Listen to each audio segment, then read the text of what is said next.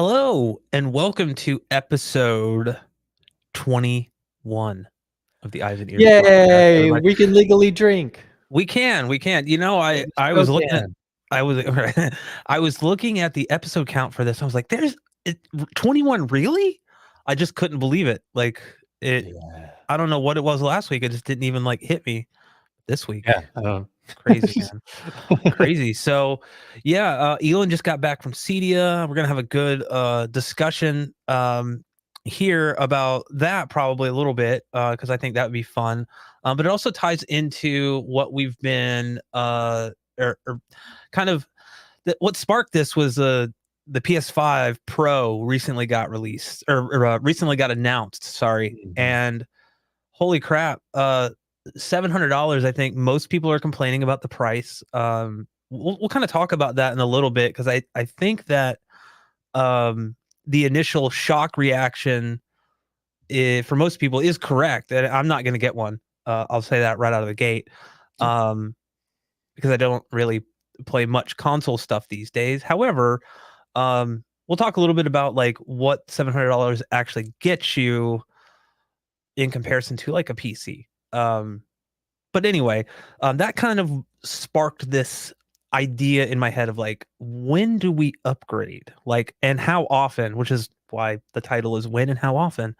Um, I recently put in the appearing Audio Energy 7 amplifier, so never had a separate amp for my bed layer before. And again, I'll talk about that too. Yay! And we'll just talk about a bunch of shit that we enjoy. And but first, I want to ask Elon, how the heck are you doing? It's been about a week or so. Yeah. You had a lot of stuff going on. You were in Denver, Colorado. I sure was. So how was the Uh, show? How was the stuff? Anything yeah, cool? the show was cool. I pretty much hung out with Shauna probably about 80% of the time. We were in the same hotel room actually just to cut costs for both of us, so that was Mhm. kinda nice, and just the fact that I'm cruising around with Chana, he's getting stopped all the time, or he sees somebody that he knows, so he's gotta go over and talk to him. So I met a bunch of people that I had never met before who are, CEOs or really high up in particular companies or whatever, and yeah, I got to shake hands with a lot of cool people. But I mean, again, it's Cedia, so it's basically just the home audio slash home integration version of CES. So it's Mhm. just a bunch of booths and things crammed in this convention center in a small footprint. And yeah, just so much sights and sounds and people trying to sell you on this and that. And it's crazy. It's wild. It was definitely a very cool first experience. I mean, even the night we got there Wednesday evening, and because Chana's plane was like running a half hour late, and mine was on time, so I actually arrived at the airport not long after he did. So we just went to the hotel together at that point. But even that night, we just kind of were strolling along the streets of downtown Denver, and then Phil Jones from Massimo slash, Yep. you know, Marantz Denon. Iconic. Yeah, Phil Jones was just chilling outside with a bunch of other people having dinner, and they invited us over. They had us order some dinner, and they paid for our dinner, so that was really cool of them to Yeah. do that.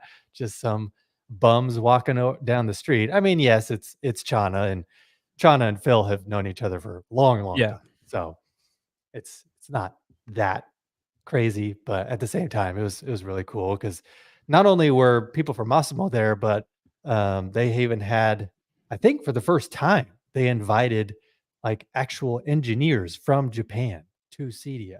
Oh, wow. Yeah, so I got to meet some legit Japanese engineers. I was like, "Holy cow, this is really cool." There's a if you follow Chana on Instagram, he's got a Instagram reel where 'cause I just had to know because, someday it's on my bucket list to go to Japan. It's a really cool place to go. I just wanna Yeah. about and very excited to do that someday. But, a lot of Americans, us dumb Americans over here, just have this idea in our head that we know how to bow in Japan. So I asked one of the Japanese people, I was like, "Hey, what's the proper way to bow?" So they showed me, and of course, Chana got it on video and posted it on Instagram. So Oh boy. check it out if you haven't seen it yet. It's pretty funny. But, yeah, there's other than that, I mean, yeah, also being with Chana all the time meant I pretty much got, like, a couple exclusive, after parties that I was invited to because of him, or, you know, we kinda got to go to the front of the line in a couple demos, because I'm with Chana, and he just kinda does his thing and was able to finagle his way into the front of the line. Um, so yeah, I mean, we can I don't know. Did you want me to go over some of those demos? Because I don't know. I don't think I'm gonna make like an official Cedia roundup video. Yeah. I don't know. We'll find out. But I'll see if maybe I'll do a poll and see if people would even be interested in that. Uh, Yeah. I mean, if you want to, sure. I mean, we're here for all of the fun stuff. We normally go off topic anyway. But this kind of, I feel like a lot of these demos and a lot of the things that you see at Cedia Mm. are things that you may never be able to afford. Um, Oh yeah. so it does tie into uh, basically like upgrades, how, Mhm. when, diminishing returns. Yeah. I Yeah. I've found that, I mean, before you kinda go into it, I'll just say that, like, when I went to CEDIA back in 2022, I had a kind of similar experience, but with, Michael. So many people were stopping Michael, a Youth Man, Mhm. if those watching aren't familiar. Right. So I was there with him, I was his videographer, um, and, like, the amount of people that stopped him honestly made it difficult to kinda stay on schedule. Because Right. he had like booked like a ton of like sponsored videos. Mhm. And so it was like we had an hour to shoot this, okay, and then we had to run over to this and had an hour to shoot that. And so yeah, it was constantly, and I got recognized a few times, which is always nice but also extremely weird. It's strange to be like, I'm just some guy making videos in my house, and you know, but most people are like, "Hey, I love your mini DSP tutorials." Uh, Yeah.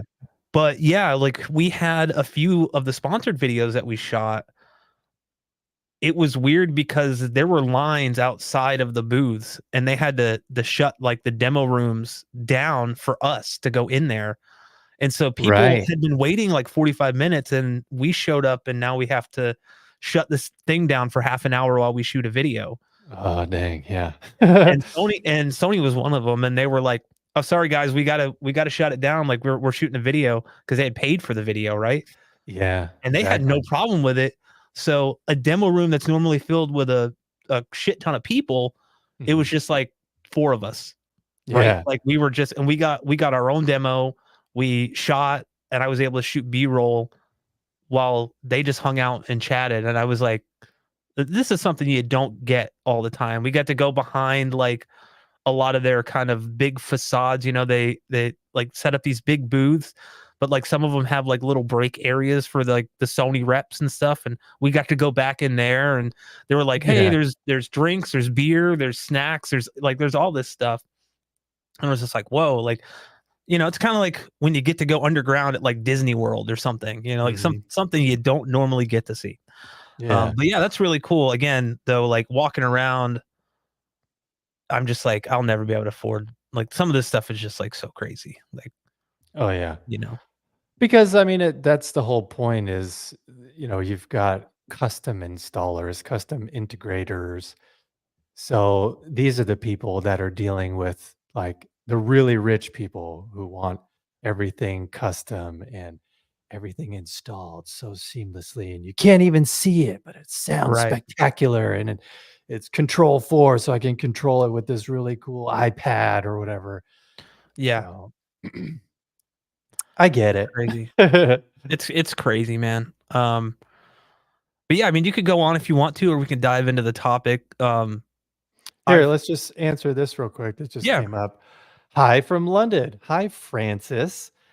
You guys have a podcast together? I just came across this live, a fan of both your channels.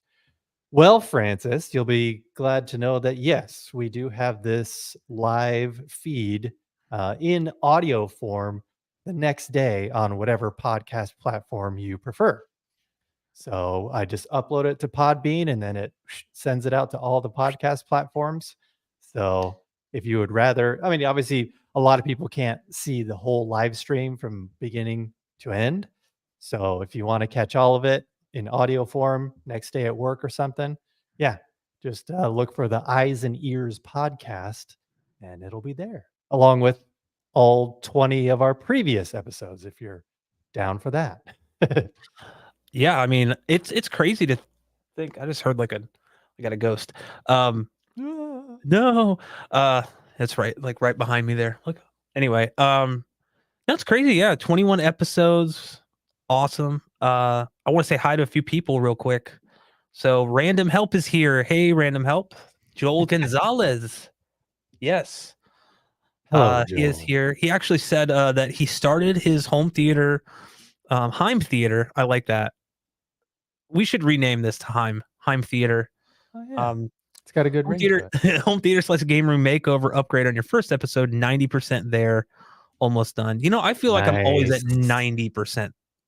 I'm never at 100. Like there's always that Yeah. a 10% I leave open, um, for like new stuff.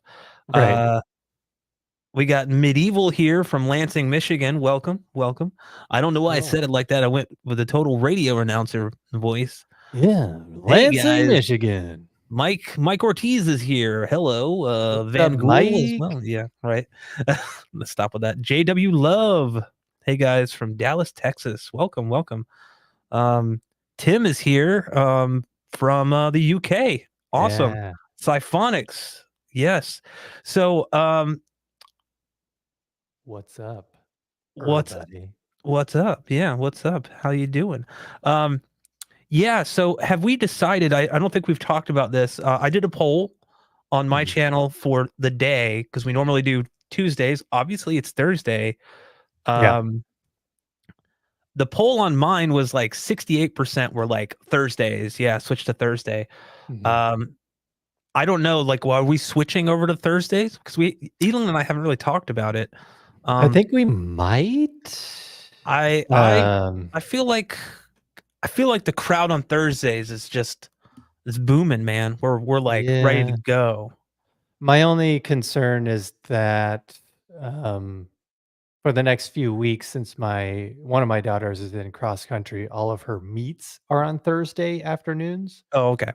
So there, Well, I don't know. We let's may play it by just ear. switch off like Tuesday one Yeah, week and Thursday the next week, yeah. Tuesday and the next week. Who knows? We could play We're it gonna by keep you on your toes. yes. You're never gonna know. Um, but yeah, we'll play it by ears and eyes. Or Oh, the eyes and nice, ears. nice plug. Uh, see, well, yeah, there you go. There you go. So yeah, you had that going on. I actually renovated or revamped my theater room again for the third Woo! time. Yeah. Uh, I shot a video. Well, I shot a time lapse. I didn't do it like I did last time because it just took way too long. Mhm. So I will be posting a video about that. I'm done editing 2 of the unboxings that I Nice. filmed.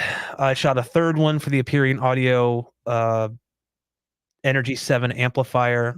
They did not sponsor this video or this live stream, by the way. They just sent me a shirt and I like the shirt, so I'm wearing it because I like free shirts and I like Aperion as a brand. I'll be getting some new speakers from them soon as well, and got a lot of content. I also did a full manual multi QX calibration Mm. using the there's a few different methods out there to kind of go about that. You can use the mic that's included in your receiver if you just want Right. like a quick and dirty thing. You can buy the calibrated mic, which is like $90, which is the same thing, but it goes through a calibration process. Mm. Get you a little more accuracy. Or you can use REW and either use target curves, which I'm not a fan of, and I'll talk about in the video that I'm making on it. Um, Yeah. or you basically have unlimited parametric EQ. So you can have Wow. like like basically what I like about the parametric EQ is it's like no fuss. You go in there, you set like I put 31 bands in there. It only will Nice. use as many that REW thinks you need. Oh, So good. normally it's between I think most speakers were between 14 and 20 Mhm. bands. And I set my parameters so it's not boosting over like 3 or 4 dB. Um, because otherwise, you can deal with some really nasty issues. And that's why I like the parametric EQ uh calibration instead of the target curve, because the target curve will just correct whatever the hell it sees. If something's plus 12 plus 15 dB, it'll do it. Yeah, that's And you have to no go good. in and manually tweak the text file that it creates for the speaker. And you don't have to do that with the parametric EQ if you get it dialed in REW, which is, I think, for most people, it saves time because all of this stuff can take time.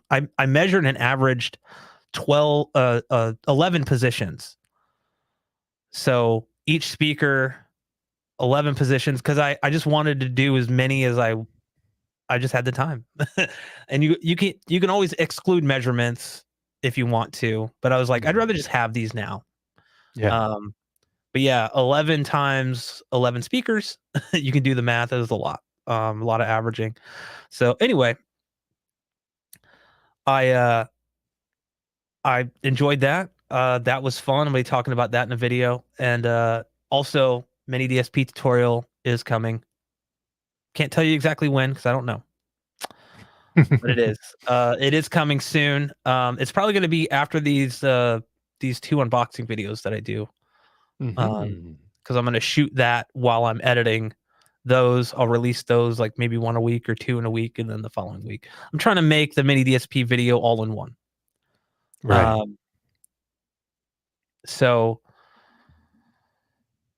Um, let's see. I'm looking at comments and I'm like, what's going on in here? Uh, but anyway, so yeah, we're talking about.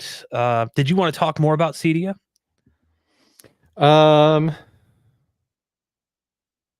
well, Master's Lessons did mention no one from CDS seems to miss the best show, Pro Audio Technology.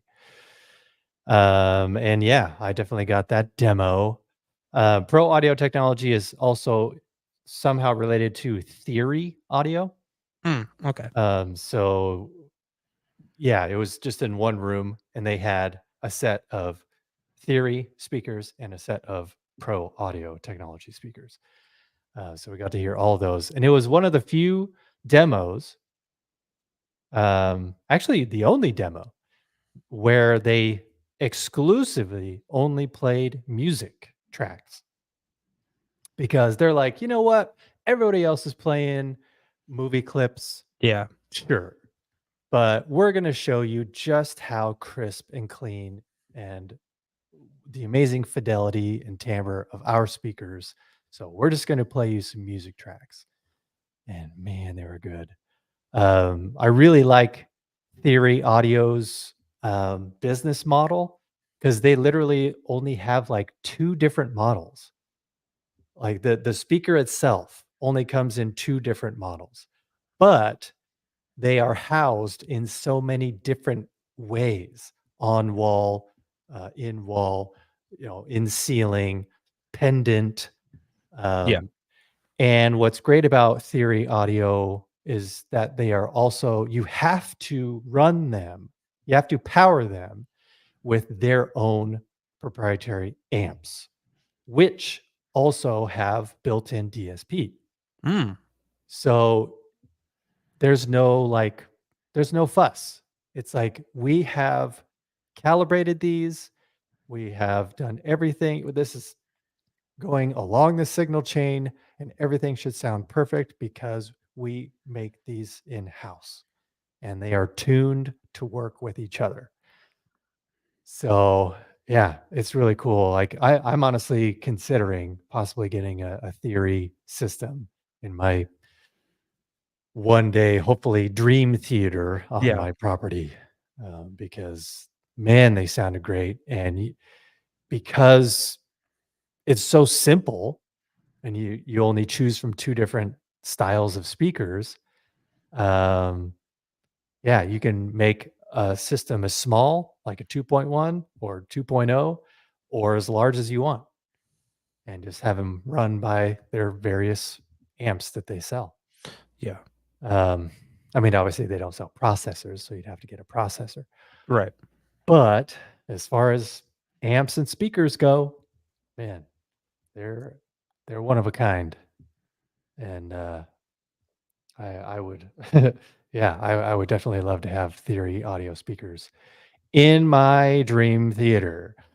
But as far as the two demos that I want to hit on, speaking of diminishing returns, the two demos I want to hit on were the JBL synthesis room. They had their own, because it wasn't just open air. They had their own room, and it was calibrated. You went in, it had, stadium seating, 3 rows. So it was like a little mini theater, Yeah. for both JBL Synthesis and Trinoff, because Trinoff was showcasing their wave forming technology for the first time at Mm. CEDIA. Yeah. Um, what was cool about the JBL Synthesis demo is that in this room, they had they had two systems running. One valued just the speakers, and then the amps, I think. The speakers and the amps cost $40,000. And then they had another system that was $150,000. So they played this scene from Ghostbusters Afterlife, the opening scene from Ghostbusters Afterlife. And they played the $40,000 system first. And it was great. It was awesome. Bass was rumbling. But then they replayed that scene with the $150,000 system. No competition. $150,000 system just blew it out of the water. I mean, it was so pressurized, because it was those JBL Synthesis gigantic, like, dual 15s, subwoofers. They had 2 dual 15 subwoofers up front, and then 2 dual 12-inch in-wall subwoofers in the back. Mhm. But I mean, the highs were crisp, the mids were great, but that room was so perfectly pressurized that when the bass hit, I could feel the sleeve on my shirt quiver and, like, the hair stand up on my arm. So, like, it was just, but it wasn't like, that's the thing about a really expensive system like that. Yes, they played it loud, but it wasn't obnoxiously loud. I've been in a theater where Yeah. they cranked it up too loud, and I was like, "This is ear splitting. This is It's not cool." uncomfortable. Yeah. But this, just because it was so finely tuned, and the bass extension was, kept in this little box, Mhm. and it just didn't seem like there were any standing waves whatsoever. Like, they just really did some good acoustic treatment in there. Even though it was loud, and even though it was very impactful, and the bass was just incredible with this $150,000 system, it wasn't taxing. It wasn't like, just I didn't get any fatigue from it. Like, I wanted to keep watching it. Yeah. So we got that demo. This is JBL Synthesis again. We got that demo probably pretty early on. I'd say like early afternoon on Thursday. And honestly, it just ruined every other demo that I heard, except for when we went to Trinoff. Trinoff was one of the very last things we did. And I'm glad we did it in that order.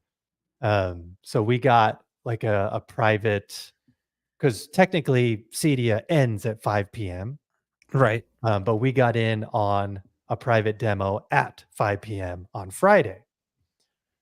Um, and God, this room that Trinoff was running, they had per listen speakers, per listen subwoofers. Oh, yeah. They had this gigantic, like they literally had to get a forklift to put the projector where it needed to be because this projector was so huge. The projector alone, I think it was $300,000. But the room, again, I think it was the same size as the JBL synthesis room, maybe even slightly smaller, honestly.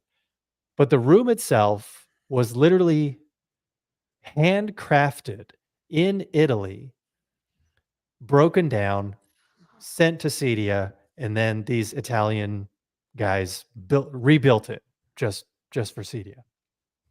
But like it was crafted it, they knew exactly where the subwoofers were going to be placed. They Yeah. had acoustic treatment, they had diffusers and whatever, but it was all behind this like padded stuff. So you couldn't see anything. You couldn't see speakers at all. Um, and then like they had this gigantic projector screen. The scenes, the movie scenes that they showed us were literally DCI content. So that's like actual commercial grade scenes instead of just playing like a 4K Blu-ray player. Right. This is like the actual thing you're going to see in a commercial cinema. Yeah, this is what the basically the DCI file is what cinemas get when you go watch a movie. It's typically either transferred over the internet or sent via a hard drive or something. Mhm. Um, yeah, And yeah. So it's like a terabyte as opposed yeah, to, maybe 100 gigabytes. yeah, and it's So technically I think what Kaleidoscape gets, and they create their own. So it's basically when when Kaleidoscape talks about the mezzanine file, it's basically a yes. form of that DCI file. So typically they do their own down downgrade from it. Mhm. Yeah, because honestly, it's imperceptible to a lot of people to have that and also the color space needs to be conformed to what our stuff adheres to in terms Mhm. of like consumer electronics because you know $500,000, $300,000 Christie projectors have a Yeah. very different, very different color space. That's a whole other topic for a completely different live stream, but you Right. know what I'm talking about, right? Like, Yeah. But that's the thing, the room, because it was literally handcrafted and built in Italy, was super expensive. The It wasn't a Christie projector, it was the other really expensive brand, I can't remember the Arco, name of. maybe. I think so. So the projector being $300,000, the they had an array of 4 subwoofers behind the screen on the bottom, and then 4 subwoofers above at the top of the screen, behind the screen, and then they had 6 corresponding subwoofers behind because of this whole new wave forming thing, right? Yeah, So it's the subwoofers basically canceling each other out, not canceling the main signal, because obviously you wanna hear the main signal, but it cancels out the reflections so that you're not continuing to get a bunch of bass frequencies bouncing over and over and over again yeah, until they yeah. dissipate. So, but yeah, they said the room itself, with everything in mind, room, projector, screen, speakers, seating, was $1.2 million. So obviously that's a lot. Yeah. But I will say that the bass extension, there were some they showed, I think it was the very, very end of Lucy, where she's, like, going back in time Mm, or, like, something like that. Anyway, yeah. She, like, there sitting in a were chair or something? yes. Yeah. Yep. Yeah. There were a couple moments of bass extension that just, like, came from the bottom and just, like, just went through my entire body. I had never felt that ever, even in a commercial cinema. Yeah. So, I was blown away. But, I mean, yes, it was the best demo at CEDIA for sure, but $1.2 million, Yeah. that's really expensive. And I'm not sure how much the room itself with the JBL synthesis demo, I'm not sure how much it cost because the $150,000 was quoting the speakers and the amps and just the audio stuff. So I imagine with the screen that they use, because they had a huge, like 220-inch screen, really, really nice projector projecting onto that screen. So I imagine maybe altogether, roughly that room was somewhere in the ballpark of $400,000, perhaps. So probably less than half of the Trinoff demo. But between the JBL synthesis demo and the Trinoff demo, was the Trade-Off demo over twice as good? Because it was twice as more? Twice as expensive? I'm gonna say no. Yeah. The JBL Synthesis bass extension, like I said, twitching Yeah. my sleeve, um, yeah, that was a very close 2nd place for less than half the cost. Yeah. So, I would say dollar for dollar, the JBL Synthesis was the winner there. Yeah. Dude, that's awesome. That reminds me of, like, when I went to CEDIA, we saw with the night, I think it was, like, the press night or whatever before the show started, Mhm. and again, it was a Trenov room, and, it was another case where, just for reference for people just tuning in or just watching, I did not go to CEDIA this year, so this is Elon talking about his experience. I went to CEDIA in 2022, which was in, the Dallas, Texas Convention Center. But Trinov had a booth there with, I don't know, like 800 Macintosh amps and some crazy amount of. I'm exaggerating there, but it was again. I think at that time it was either they had built, they had a room designed and built in France, or Italy. I can't remember, and then they disassembled it and reassembled it. They shipped it over and reassembled it in um, Dallas. It was so crazy, similar. I think they do that every year and it cost a lot of money. Um, but yeah, that was the night that we had saw it or had the demo for the press event. They did not have things dialed in. And I think they even said this is their first night. In a lot of these shows, I don't think people understand that there is some tweaking that happens behind the scenes or like before the show, after the show. They get things dialed in a little more. Audio Advice Live Mhm. was the same way. So the experience you have on, let's say, the press night was different than the experience I had when I saw the same demo again Saturday, right? So a couple days they've tweaked it. I remember the bass was so overdone the first Oh, night. no. Yeah, we were watching some Top Gun Maverick scenes, which No. yeah, I'm just so tired of seeing all these same demos sometimes. I'm just Mhm. like, I'm familiar with how they sound, but I'm like, I don't ever want to hear the Never Enough song from The Greatest Showman ever again. Ever Right. again. Never enough. Yeah. Oh! Um, but yeah, that was, that was a similar experience, seeing like stuff like that, also seeing the amount of money that they poured into this system. And then I'm like, a lot of people would think that you may go back and to your system and go, it's just not anywhere near. But I didn't have that. I was like, I'm happy with what I have. Like Mhm. I don't have this kind of like constant talking about upgrades is kind of this is why I'm like going on and on about this. Yeah. Trying to tie it in. It's like I don't have this constant need to upgrade everything. I do Mhm. get curious. I'm like, what would this be like? Sure. Um, and I think Van Gool brought up a good point here for guys like you and me, Elon. It's easier for guys like us that have brand connections to experiment with upgrades that we may not necessarily be able to afford or that we have to spend money right from the get go, or maybe we work something out with a brand where we get to keep something if we provide them with basically value or advertisement, whatnot. Um, it's all kind of par for the course because we make these videos and stuff uh, for you guys. And I always try to approach everything from like if I spent my own money, if I spent $2,200 on this amplifier, how would I feel about it?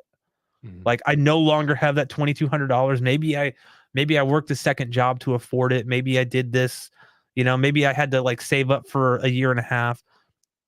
Is it worth it? You Mhm. know? And I can't answer that for everyone. I can only answer that for myself.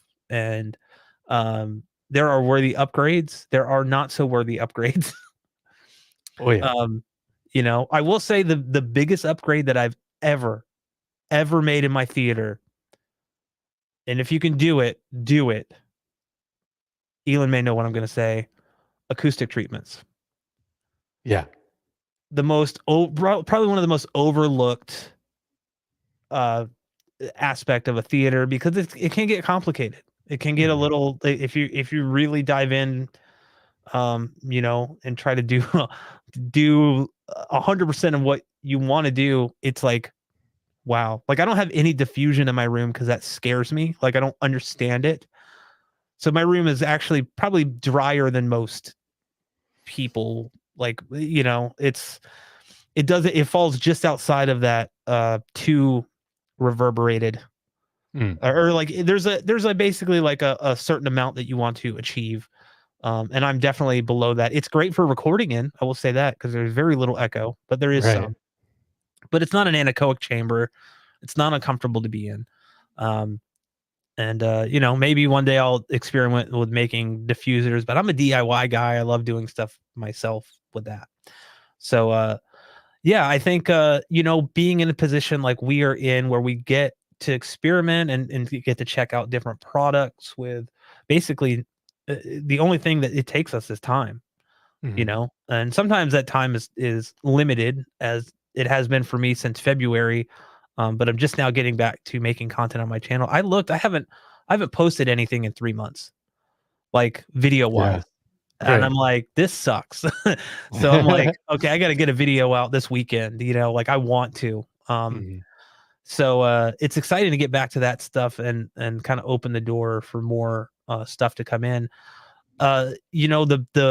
The upgrade that I made recently, Aperion sent out their 7-channel amp, and I had heard through you, Elon, a bunch of different people that adding an amp does it makes a difference, and it can make a difference depending on your speakers in your room. And I was like, I don't know if I'm gonna hear it. Like I was worried. I was worried I was Yeah. gonna be like, yeah, I don't, is it placebo? I don't know. But I gotta say, like, I hooked everything up. I just verified that everything was um the same. Like I didn't change my calibration or anything, but I did do some measurements just to make sure they matched, pre amp upgrade. And just I think I had to adjust slightly, like maybe I had to bring something down like half a dB or a dB or something like that. Mhm. But everything matched. And I was like, this sounds different.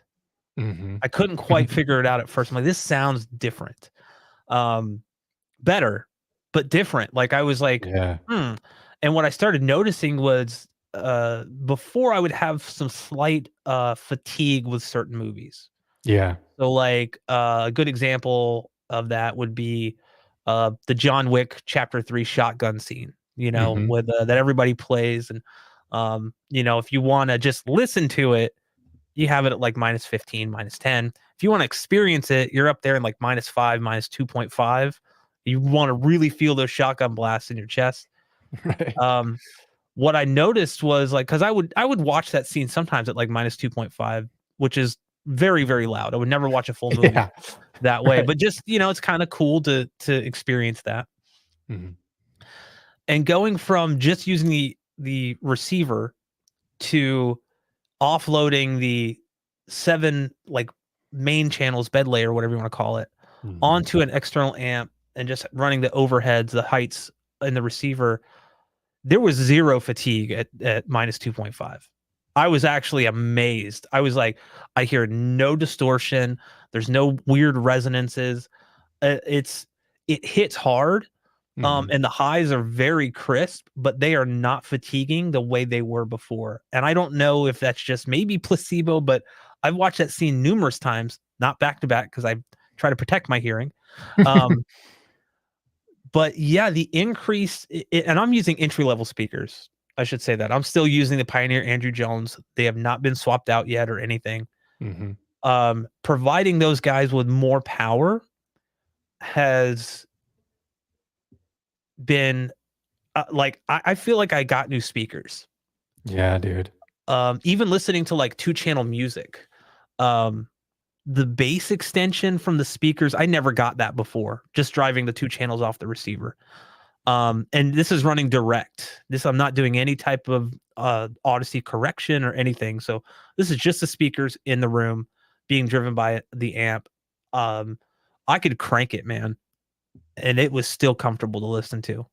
At volumes that Yeah. I normally wouldn't listen to for an extended period of time, but I'm just like, holy shit. Like this is what people were talking about. Even the dynamics between like the bass and the mid-range and the highs, like there is 0 strain on anything, which is Mhm. crazy. And these are I got to stress that too. Like my front towers were $180 a pair. Right. Okay, $180 a pair. Yeah, I'm pairing them with a $2,000 amplifier. Okay, it's ridiculous, Mhm. whatever. But giving speakers clean power, like enough power, it's even okay to have like more power than they can handle because typically we're not going to be listening at these Mhm. crazy volume levels. So like you're not going to blow a, a driver or something, right? Right. Um, and of course, though, I'm like, I got to test this stuff out. So I'm pushing it. I'm Yeah. pushing it probably where I shouldn't, but I don't watch like I know that if I'm watching a movie at my normal listening volume, it's completely fine. It's when it gets up to like, dude, I'm not gonna lie. There's a demo I've been using because I like using concerts for demo stuff too. And I Mhm. remember I've talked about it on live streams over the past podcast. The Metallica Through the Never Mhm. at IMAX was as close to a concert level experience that you can get in a theater. Whoa. And yeah, I had never really experienced that in from the Blu-ray. Mhm. But I have a couple scenes. I have the song One and then Nothing Else Matters because I feel like with both of those, there's clean parts, there's distorted parts, but the main driving force is that kick drum, you Right. know? And if the kick drum doesn't sound good, then it's not gonna have that punch. When you go to a concert, you feel that kick drum in your chest. Mhm. So I listened to one at 0 dB. Not the whole song, but just the intro where like, Yeah. the guitar comes in and then like the lead guitar, Kirk starts playing his part. There's some nice like space, like panning going on between left and right. Mhm. Um, and then the kick drum comes in. And what was funny is, yeah, the sub plays a role, right? But I Mhm. switched the subs off and I was amazed at how much like bass came through the speakers. I'm not running them full range, but I'm crossing them over. But there's a Mhm. lot of like mid bass punch that I just did not get before. Yeah. And I'm like, this is crazy. And they measure the same, right? Right. But just having like basically the speaker's able to say, oh, I got enough power to do this now, you Mhm. know? it's kind of like when you run into issues with your sub because you're kind of overdriving the sub, you're asking too much of it. It may not be a driver issue, it may just you're running out of power, Yeah. right? And that's what I'm experiencing here. Like having more power is like allowing me to just it just makes everything like more seamless, better. Like dynamics are better. Mhm. Um, when you're running 11 channels off of a receiver and you're trying to listen at like -2 or Yeah. -5 or something. A lot of these like streaming movies on like Disney Plus and Apple TV, I've always found you have to boost the gain up by an additional like 5 dB, right? Mhm. Like they're normally pretty low. Um, so like I'm just like, wow, this is even my wife has noticed a difference, which uh is an and she's not like a super knowledgeable about it, but she also knows what sounds good and Mhm. and if it sounds better, she's like, yeah, like she even pointed out that I have no problem hearing the dialogue anymore. Obviously, this is like we've watched more stuff after I've like recalibrated. Um, and that definitely has an impact because of the way I calibrate. Before it was, sorry, I'm just starting some questions I saw. My ADHD brain, squirrel.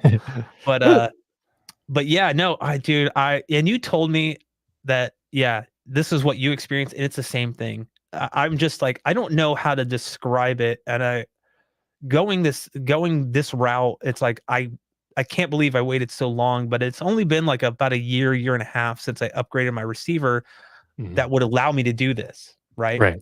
And Appearing Audio were nice enough to be like, hey, we'll send you this amp, you know? I kind of worked out a whole like thing with them where like we're upgrading components at a time. So like the next is going to be like the front three, and then we're going to work on the side surrounds, Yeah. and the back surrounds. So I'm like, if like it sounds this good now with the speakers, the entry level speakers I have, and yeah, someone did mention, um, I think it was Joel.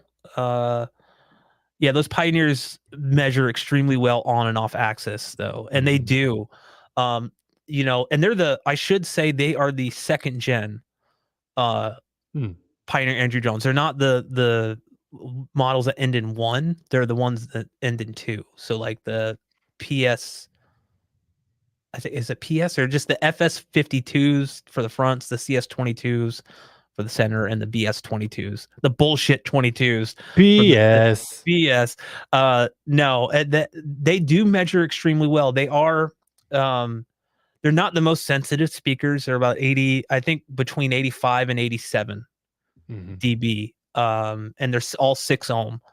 But again, I think also like because they're not so sensitive, which is kind of an indicator that they are not like basically and you can correct me if I'm wrong, Elon, and I don't know if you understand this, but like when you look at speaker sensitivity, basically it's like if you're feeding a speaker that has 90, let's say 94 dB sensitivity, right? Yeah. So a crude Like explanation would a be like, klipsch. right, like a clipse, you're gonna I always call it clips because I hate saying clipse. It sounds like I'm developing a lisp. But a clipse, I'm doing a Sean Connery impression. Yes. Yeah, but so like if you're feeding a that speaker that has 94 dB sensitivity, 100 watts, this is again just a crude example. Um 90, you're going to get 94 dB. It's like let's say it reads 94 dB, right? But then you feed a speaker that has 87 dB, that same 100 watts, it's only going to read 87. So does that Mm. make sense? Am I understanding that correctly? I believe so. Okay. And someone, if you're in the comments, like I don't know everything. Um, I've told people that. Um, but so like having speakers that are a bit more sensitive to that amplifier power will get you even further, Mhm. right? Like you're just going to be even more efficient. I think like Michael Youthman, he's running the JTL, the JTR.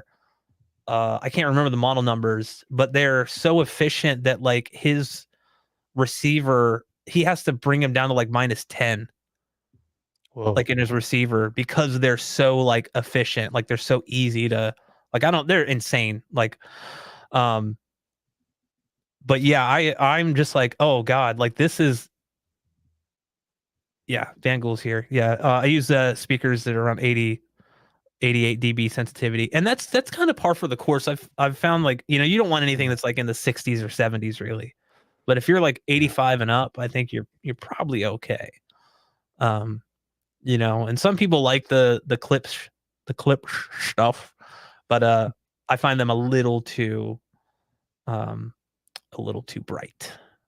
Yeah. Oh, dude, bro, that one. Oh, Well, dude.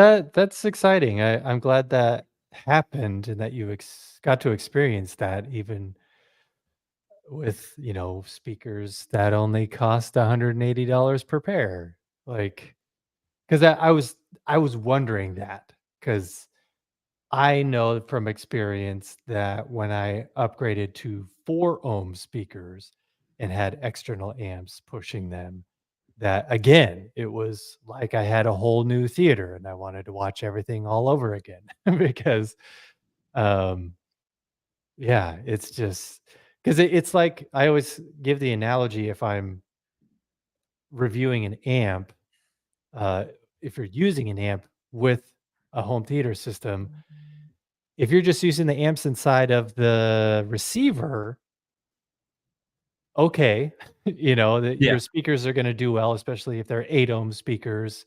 Your typical, like, general consumer speakers are gonna be 8 ohm. They're gonna be fairly sensitive, probably 88 decibels or higher, Hmm. and, yeah, that's when internal amps can power your speakers just fine, great.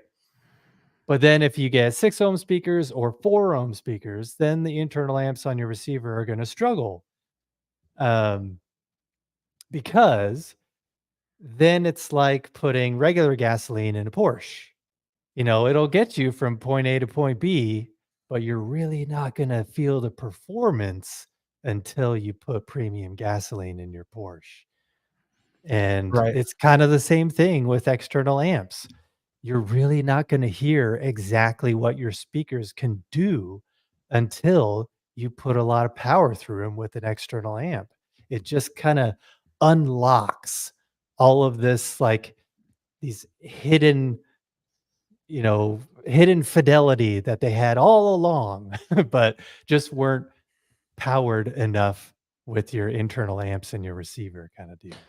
Yeah. And I So was I was curious as you were talking because I'm looking up um what the specification is. So like on and here's the thing, right? So for like most amplifiers or most receivers, I should say, I'm sorry. I know Denon and Marantz have their like guarantee. I can't remember if it's like an 80% guarantee or something like that, where it's like whatever their amp is rated at, you're guaranteed to get 80% of that, mhm, right? And I don't know if that's all channels driven or single channel driven, excuse me. mhm, Um, so I was just curious and I was looking up. So to give you guys kind of an indication, at 2 channels driven, the at 6 ohm, the Denon X6300H, which is what I use. This is just 2 channels driven, is providing 175 watts of power. At 1 channel driven, it's 250 watts. Obviously, I was driving 11 channels, so you can do the math. As the channel count goes up, it has to spread out the amplifier power, right?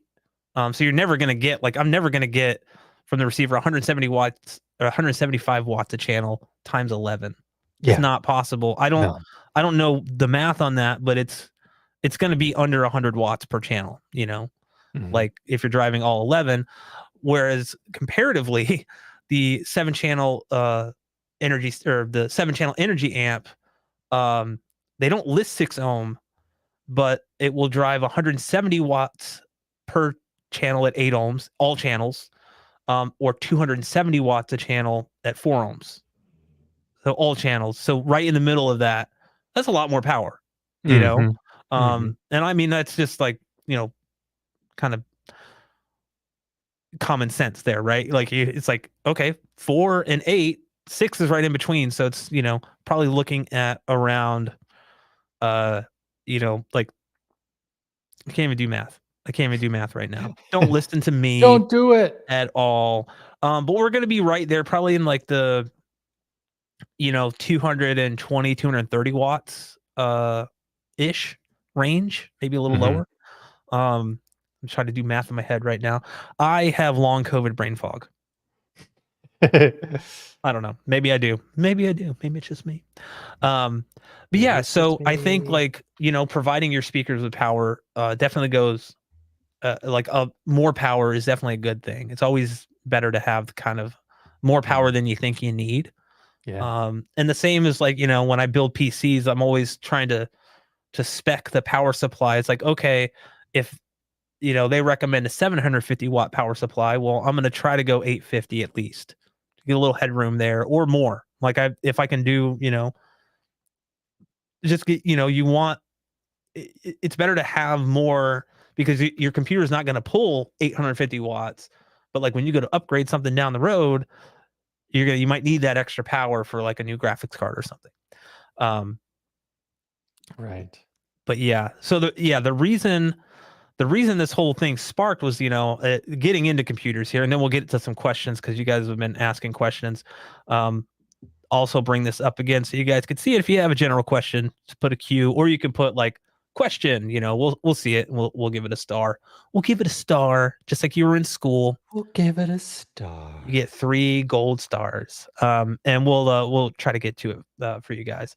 But the PS5 Pro recently announced. Some of you may be into gaming, some of you may not. But it's coming in at a $700 price point, which is a lot of money So much. for a God. gaming console. This is not a PC, Uh-huh. right? Yeah. Um, does not come with a disk drive. That's an additional $80. It does not come with a vertical stand. So if you want to stand it vertically, you're gonna have to buy like a $30 or $40 or $50 stand. Um, Now a lot of people, rightfully so, are like, holy shit, $700. Like I bought my PS5 for $400 when it around like a year after it came out, has a disk drive and everything. Yeah, this new one does have 2 terabytes of internal storage, which is a lot. But games are routinely coming out that are in the hundreds of gigabytes now. So, Yeah. um, but that got me thinking because I'm like, I'm predominantly a gaming PC guy these days. Like I don't really play on the consoles, although I have been playing Astrobot on the PS5, which is an amazing platformer. Huh. If you have a PS5 and you like platformers, it is literally, in my opinion, one of the best Sony published platformers ever made. Um, and I can't stop playing it. Can't stop playing it. And it's only $60. It's not 70 like all the other games. So Yay. anyway, that got me thinking though, because I was like, okay, people are complaining about this, and they're like, well, just build a PC. The problem is for $700 you probably won't be able to build a PC that will match uh exactly the value you're getting out of the PlayStation. Granted, you can do a lot more things with a PC, but because it's kind of an all-in-one closed ecosystem, and this happens every single time a console comes out, or a mid-gen refresh happens, you know, to build a PC that's equivalent, you're gonna need to spend a little more money. um, because of just the way Sony may be able, maybe taking a cut on it, but they have everything on the, they basically. I've been watching a couple videos about it too because I'm just curious. From like Jay's 2 cents and Daniel Owen, who are like kind of bigger in the PC space. They're putting together like a PC that's around $700, and it's like this is not going to match the PS5 Pro performance. uh it just won't, like, because one, the system's not even out yet, so you're only going off of like percentages that were given out by Sony, so it's hard to really kind of, like, okay, this CPU matches the graphics card match. It's like it's hard to really determine that, but $700 can still get you a really great PC experience, and you can use a PC for multiple things, but some people don't want to do that. and that's okay. I think the bigger issue is the lack of a disk drive for like $700. Like, really, you couldn't like they're trying to move this to That should honestly be, like, the biggest faux pas, or especially since they're trying to get you to get their own external disk right, drive, because it's right, like there are still lots of people out there who get a gaming console not just for games, but because they are physical media enthusiasts as well. yeah. So, like, that's just a slap in the face to physical media people. It is because like a lot of people, I'm not one of those people. I don't use my PS5 for media playback, right? Sure. Like I Yeah. have a dedicated Blu-ray player or on Mhm. the Revolution player I'll use. But like for the people that do use it for that and have a physical media collection, they're like, okay, well I got to spend $80 now getting the a Blu-ray drive. And the Blu-ray drive, actually, what's funny is that I think Sony is going to this all digital, all connected kind of ecosystem, because when you buy that Blu-ray drive, you have to be connected to the internet the first time you connect it. It has to register to your console, or else it's completely worthless. Um, like it won't even be detected by your system. The series the X on the Xbox side of stuff, the Series X and Series S have to be connected to the internet the first time you turn them on. Otherwise, you can't play anything on them. So we're at this point now where That's everything kind weird. of it is right. Um, you don't really have that with the Switch. Um, but the Switch is pretty old at this point. I know they're talking about coming out with a Switch 2. I'll be really curious to see um how that fares. I think we Van Gool's talking or Van Gool made a couple comments here. He says, I'm with you on PC gaming. I mean, I owned a PlayStation. I am a Nintendo guy. I don't know what I'm saying here. Um,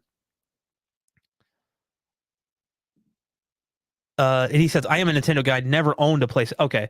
He updated his comment. I was like, what's happening? I upgraded my PC last year and have a good gaming machine. Yeah, man, I'm right there with you. I keep the PS5 around because I like some of the exclusives. Like Right. Astrobot. I don't think Astrobot will ever come to PC. Um, Mhm. and I really enjoy that game. And so, however, my Xbox Series X just sits there. I haven't turned it on since like December. It's honestly like I know my I think about selling it sometimes. So I was like, well, I am home theater gamer. Like, I don't should I have all three of these? Like, You should send it to me. Elon will make use of it.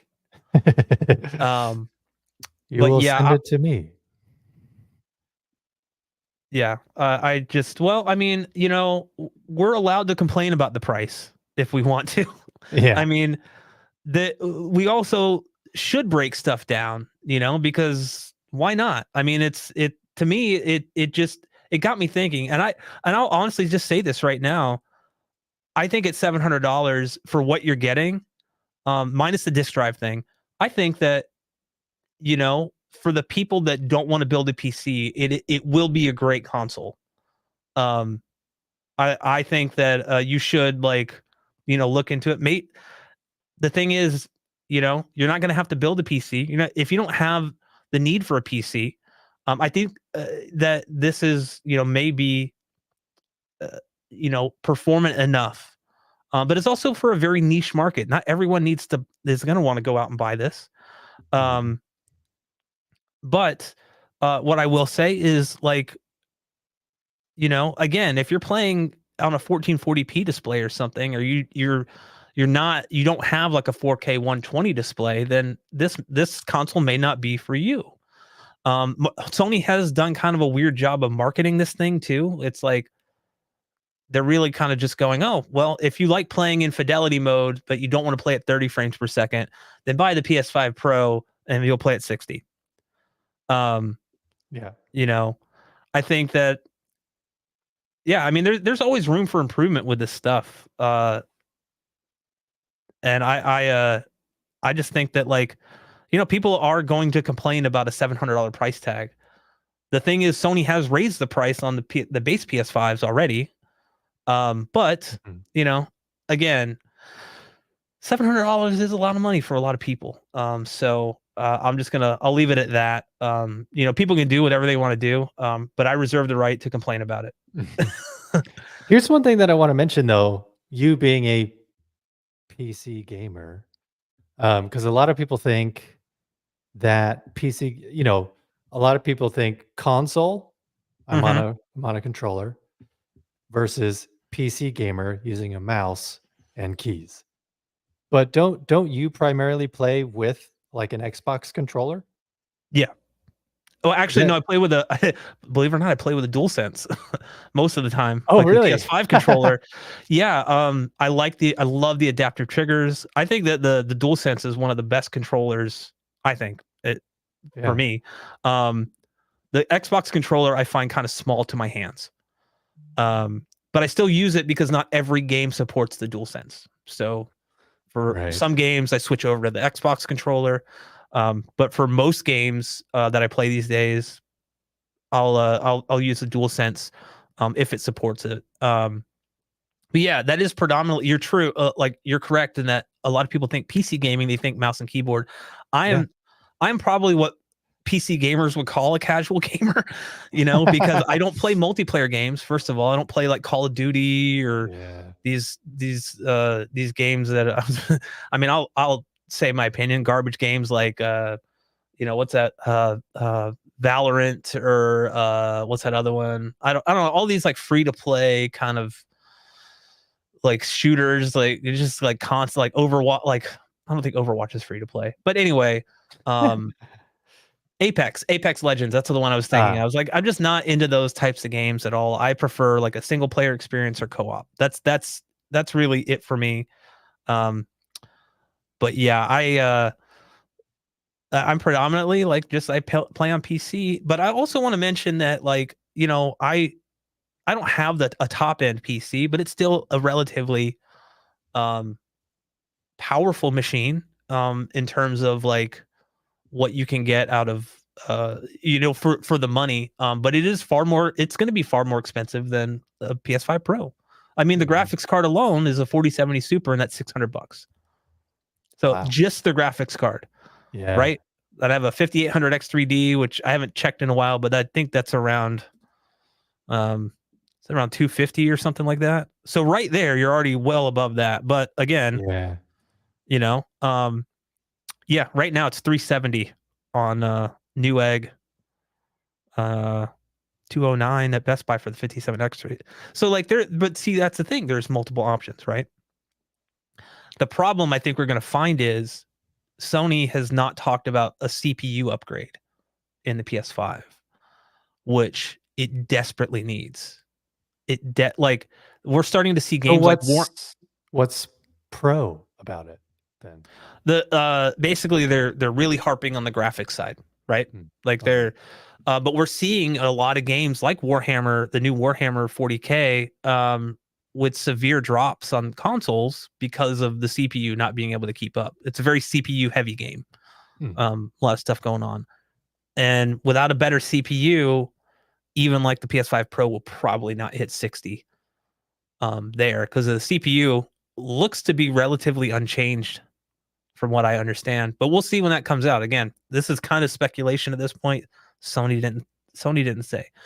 But I think I've talked enough about the PS5. I will highlight some comments that we got while I was talking about it. Jason says there are a lot of console gamers who don't want to game on PC because they want the physical games. The PS5 Pro reveal was lackluster and didn't show much when they did side by side comparison.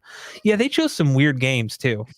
Like they like Gran Turismo, like, hey, play with RT ray tracing. It's like, okay, I'll be one of those people to say it right now. I love ray tracing, but I don't need it if I want better performance in games. Like games still look fine without ray tracing. You know, we're kind of getting to this point where there are some games that are developed solely with ray tracing in mind. And that's how those games are. But a lot of games like Hmm. the penalty for enabling ray tracing is so high, the performance penalty, I should say.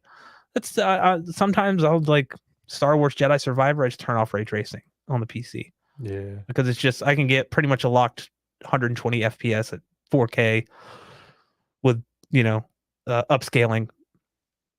and it still plays great, and it still looks great, you know. But yeah, I'm with you. Yeah, the reveal was pretty lackluster. The side by sides were not really doing anything for me. Mm. And yeah, he's with you on the live service games, like the PvP stuff. I mean, I guess Helldivers 2 would be a live service game that I've played more than most of any other live service game at like 210 hours since it came out in February. Are those Predator versus Predator games? Predator. Oh, yes, I would play those. Um, oh, let's see. I had the wrong comment, but yeah, I like Gran Turismo on the PSVR 2 over whatever the Pro can offer it every time.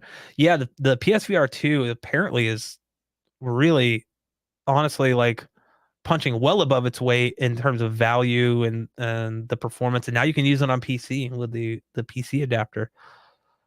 If VR didn't make me freaking nauseous, I would do it. But oh my god, oh my god. Um, but yeah, I think that I'm done talking about the PS5 Pro now, guys. Sorry. Went off the tangent. What? Yeah, well, we can answer some of these questions though if you want. Or did you have anything to add to that, Elon, before we move on? No, you I do excited not. for this? Excited for the Switch 2? I am actually. I'm curious. I just want a better experience out of, like, when I plug it into the TV, you know, like, 'cause that's how I play most of the games, right? So Well, like, how well, I hope they support Dolby Atmos because right now yeah, they only that would be support cool. 5.1. Yeah, So please, please. Yeah, Nintendo. you know, Dr. Evil. Um, no, What? I think that a lot of the Nintendo first party games, like, what was the last Mario game that came out? Can't remember. Mario Wonder or no? Mario. I think there was another Paper Mario that just came out or will Maybe it come was out. that. I don't know. Or like Mario Luigi's Wonder Mansion. was good though. I'll use Luigi's Mansion 3. Honestly, Okay. it looked really great on the TV, on the LG OLED, you know. But again, it Mhm. is limited in resolution. So I'd really like to see some type of benefit for people with larger TVs. I know that's not really like their MO. That's not really Nintendo's focus. But why not? You know, I more more people that can enjoy your product, cool. But I don't know if they'll do it. Yeah. Yeah, I'm actually more excited about the Switch 2 than the PS5 Pro, because I kind of told myself this last generation, I'm not really interested in mid-generation refreshes. I'll wait until the PS6, you know, or something, like, to really consider it. Um, you know, the PS5 Pro is not going to provide me anything that I can't really get on PC. So, yeah, I said I was going to stop talking about the PS5 Pro, and I still am talking about it. You Yeah, can't help it. let's answer some questions. Do Um, it. so Joel asks, this from earlier. Thank you, Joel, for the question. Do you both do full range EQ on your speakers, or limit to just around 300 to 400 hertz, which is around where the Schroeder transition frequency is? So many forums suggest to limit EQ to that. I typically, if when I do a manual calibration, I do full range. Mhm. Only because uh, I basically do a tilt. So like it's got a little more bass. So it's like basically starts at like 7 dB at 10 hertz and goes down 7 dB to 20K. So like it's just like a like a I thought you just meant when you're doing, frequency sweeps that you just tilt your head like this a little bit. yeah, I typically tilt That's my your head that's so your one reference. one ear doesn't get as much of the sound as the other. No, and I also wear earplugs. So no, I typically do full range for a couple reasons. I've done kind of A and B testing. What's great with Multi-Q X is you can customize both the flat and reference curves to whatever you want. Mhm. So for my reference curve, I'll have my full on tilt. I'll do my full tilt, bro. I'll do Yeah, dude. my full correction with multi QX through REW. like I said earlier, is doing parametric EQ. Um, so I'll import that, but I'll do the full correction on that, and on the flat, I'll limit it to, you know, 300 or 400 or maybe 500 hertz. Um, and what's great about that is I can switch back and forth Mhm. um, pretty quickly and easily because our ears are kind of dumb, you know. If you're having to reload, yeah, I know, right? If you're having to reload a file or reload something into your receiver before switching, then you kind of forget what that sounded like. You can kind of remember some things, but like it's hard to do A and B comparisons that way. But having the two different profiles back to back, you can instantly switch over and hear a difference. Oh, And so in my room, I found that doing a full correction up to 20,000, again, manually though, I don't let Odyssey do its own thing.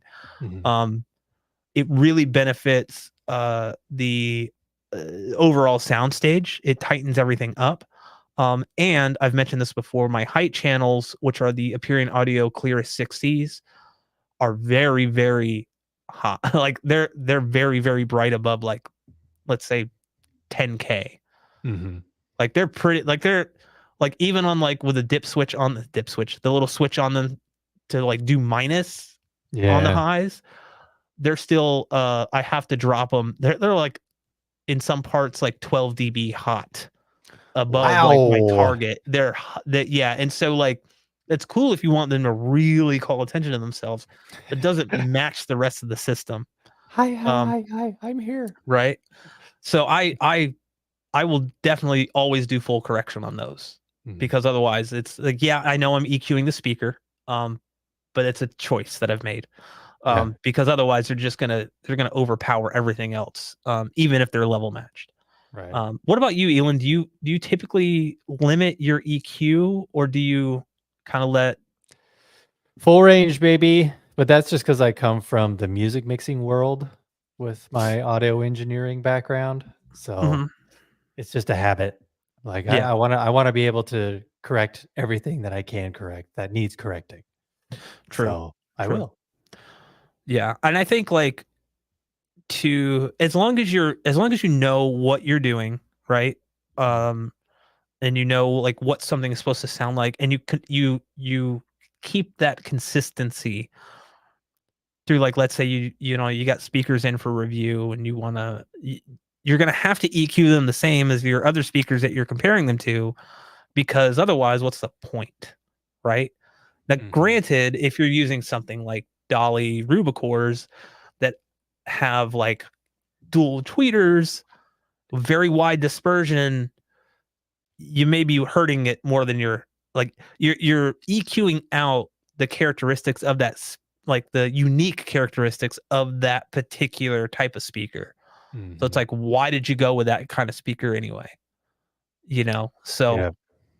Same thing with the golden ear speakers. They suggest, I mean, you don't have to stick to this rule, but they suggest to only do manual corrections and not to mess with the EQ too much, or else it'll mess with, well, especially with the sound bar in particular, the mm, passive sound bar that they sell, because since they know the speakers are pretty close to each other because it's in a sound bar shape. So they've got this technology going on where if you use Odyssey or EQ the crap out of it, that you're actually ruining the technology built into the soundbar anyway. yeah, So yeah.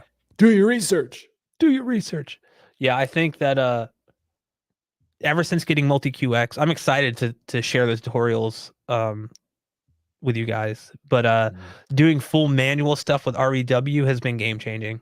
Um, being Yeah. able to import that in and not having to, like knowing what you're getting and being able to do your own averaging if you want to, or if you just want to do a single position, you can do that too. Mhm. It's super cool. Hey, we got a super chat. Stephen Ba-da-ba-ba-ba. Stefan. Sorry. Said Steven. Sorry. Well, thank you for the super chat, Steven. Stefan. Jesus. Yes. Um, so he asked Dolby Surround or Neural X using 3.1.2. Um, for stuff like watching, or that's the wrong person. Why am Yeah. I? I'm drunk. I am drunk. I'm not. So Dolby Surround and Neural X. 3.1.2. Honestly, it may depend on what the native codec is for one, I think it's True and HD. It's gonna be because Dune, or wait, not Dune 2. Jesus, yeah, you're right. God, let's keep talking. Don't listen to me. so yeah, I mean yeah, it can be either or, to be honest, Stefan. So I'm sorry, that's probably the answer, but depending on what you're watching and depending on what the native codec is, if it's already DTS, I would probably use Neural X. If it's already Dolby True HD, I'd probably use Dolby Surround. But at the same time, sometimes if you switch, you might get a better experience with Neural X, even though it's a Dolby codec natively. Yeah, So it's kind of a experimental thing from one one piece of content to the next, yeah. unfortunately.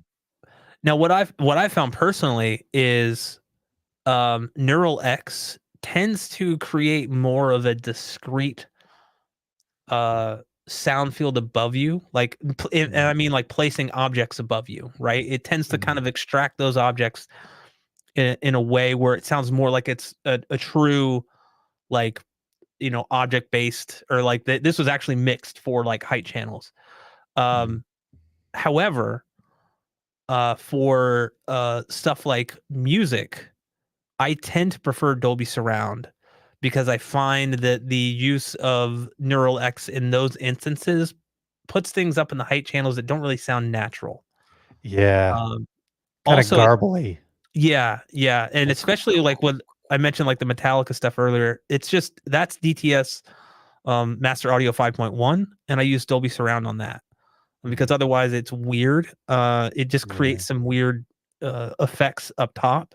mm. And also for music, if you're doing like two channel listening, I believe Dolby Surround is the only one that still has center spread. So if He just mentioned that. okay, okay, Yeah, yeah. um, Yep. I think I use center spread because it just fills out the front soundstage. I like center spread better than Mhm, uh than with it off. Otherwise, sometimes it could just sound like it just sounds weird if I'm up mixing music and like I yeah, have vocals and like a snare drum coming out of the center channel and maybe some mhm. bleed over from the guitars. But yeah, center spread typically will really fill out the front soundstage, kind of anchor everything, and I like the way it sounds.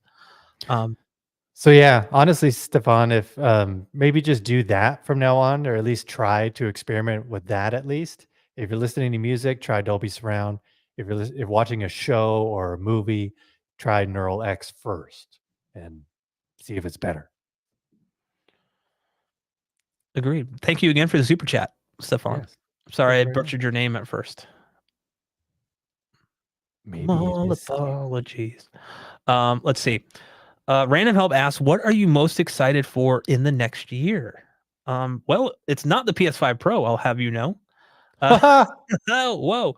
Well, we talked about the Nintendo Switch 2. I'm actually in terms of gaming, I think portability, that would be awesome. Like, I think, having that. I'm curious to see what they're gonna do for, like, us home theater snobs and nerds. Um, I would love to see, apparently they're using, they're partnering with NVIDIA, which I think they did with the Switch, but, like, they're going to be using DLSS, which should mean that we may actually get really decent image quality on when we're, playing in docked mode or whatever, which is predominantly how I play. Yeah. Um, but other than that, should be getting some new speakers, and I'm excited about that because I've been running with the. I love my Pioneer, my Pioneer. Pioneer. Let me tell you, back when I was a Pioneer, I love my Andrew Jones Pioneers. Like, they are. I mean, they've been, honestly. I upgraded to those back in 2017, I think, maybe Mhm, 2018, and I mean, for the price, they're really hard to beat. They just don't make them anymore. mhm. Obviously, they're better speakers out there, but it's hard to argue with like a $99 center channel that sounds as good as it does. Um, Yeah. but I would honestly like I'm looking at going either in walls or on walls for the side and back surrounds because of the size of the room. And I think that also has me really excited because I'm so tired of like taking up part of the room with speaker stands. Mhm. So, and bumping into them and then throwing off the angle. I'm like, oh shit, God, what? It's like one's right, kind of Measure it right by the, again. yeah, right by the door. Well, like when I do a calibration, it's not a quick process. It never is. Maybe if I'm doing subs are pretty Yeah. easy, but when you're doing 11 measurements, even if you're doing 3 positions, Mhm. MLP and then like around that, Mhm. it's that's 33 measurements plus the sub. So you're doing 12, right? Yeah. If you want to include the sub, I don't because I've already like calibrated the sub. Right. But yeah, it's a lot. So anytime I swap out speakers or something, it's like an all day process pretty much for like calibration. But I feel good afterwards. I enjoy it. I am really excited for you though for you to get the theatrical speakers in. I'm Yeah, excited for you. I actually was gonna watch your video after this just because I'm curious what you said because you've told me about it, but you could probably just give me the cliffs notes. I'm not gonna give you a view. Um, Oh, dang it. son of a bitch. I'm excited because I think those look really cool, and they. Uh, correct me if I'm wrong. They're intended to kind of bridge the gap from like home theater and commercial, right? They're kind of like right Mhm. in between that. Um, Probably Yeah. total overkill for my small room, but Oh, for sure. fun. I'll have But, like well, I mean, no, it's gonna be a good sweet spot because that's the thing about those kind of speakers though, is that they're gonna give you such good fidelity, but that way you don't have to turn it up as loud, and you true. still hear so many details. It's like Yeah. And then when you do mind want to blowing. turn it up loud, it's got the power to handle it. And Yes. so because obviously most of the time, if I'm gonna crank it, someone might be over for a demo or something, right? Like Mm. I was like, I like to ask the question, do you want to like do you do you want just like a normal demo or do you want to experience this? Right. Like and that will tell me, I was like, are you okay with kind of like hot volume? And they're like, what's hot volume? Um, kind of loud, and they're like, yeah, do it. Or, like I have my parent in-laws over and they're in their 70s. I'm not about to play Ready Player One at near reference for them. I think Right. I think I had it like minus 20 dB for them and they were perfectly happy. And I'm like, yeah, that's like I listen way louder than that. But Put yeah. on My Fair Lady. Yes, The Greatest Showman, get out. Get out, like or oh, what's that A Star Is Born. There's a question here. I'm gonna just highlight Yeah. it real quick. Would you hear Greatest Showman over A Star Is Born? Well, let's see. Ah, That's a tough one. So I yeah. do like why can't I think of her name right now? She's in Lady Gaga? no Greatest Oh. Showman.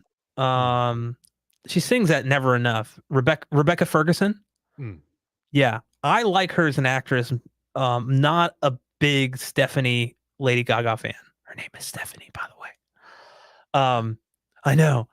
I like A Star Is Born only because the actual performance sounds like an actual performance and not like this was recorded in a studio and lip synced to the you know what I mean? Like there's no Mm. choreography here for like dancing and stuff. I do find Lady Gaga I just not a fan of Yeah. her. I don't think she has a bad voice. I Sure. don't think she's a great actress. Um, What? I know, but that's just my opinion. All the Gaga fans are going to be like, "What?" Next thing you know, you're going to tell me you're not a Swiftie. I am not at all. Uh, yeah, I that's a tough one though. I think both movies are garbage, but that's just me. Uh, actually, I'll say this. Garbage. I would watch A Star Is Born again if someone said you can watch A Star Is Born one more time and never have to see The Greatest Showman again. And you know what? I think I'm not a musicals guy. I don't find musicals enjoyable. Mhm. Um, I like this. I would actually prefer listening to the songs by themselves versus watching because it's always just so cheesy and takes me out of it. Yeah. You know.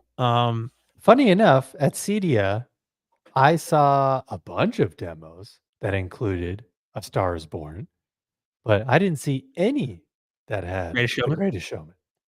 So maybe that was just so 2022. I mean, yeah. Well, good because yeah. The first CD I went to, it was like every room they were like, "In here, we're going to be playing the scene from The Greatest Showman," and I'm like, ugh.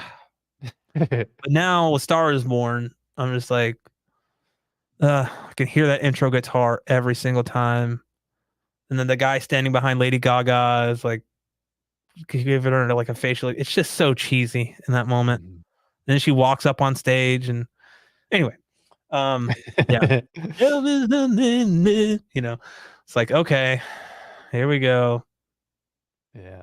But yeah, when she comes in though and starts singing, and then like the drum, like the bass, and then the drums come in, I really Mhm. like that. Like, but I also like I'm not a country fan, so Yeah. it's not really doing anything for me. But I know if my sister comes over, she loves that movie. I'll play that demo for her just because I'm Right. that kind of if she's interested.